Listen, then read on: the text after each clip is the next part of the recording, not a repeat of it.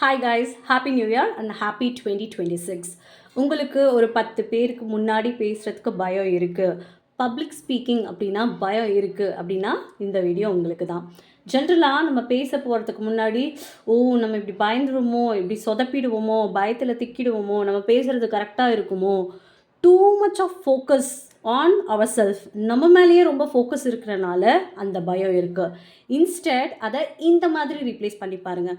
நம்மளோட ஆடியன்ஸ், அதாவது நீங்கள் போய் நின்று பேசக்கூடிய உங்களோட ஆடியன்ஸ்க்கு உங்களால் என்ன லெசன் டெலிவர் பண்ண முடியும், what they can learn from you, அந்த மாதிரி நீங்கள் யோசிக்கும் பட்சத்தில் உங்களோட கான்டென்ட் மேலே கான்சன்ட்ரேஷன் ஜாஸ்தியாக இருக்கும், உங்களோட ஃபியர் குறையும்.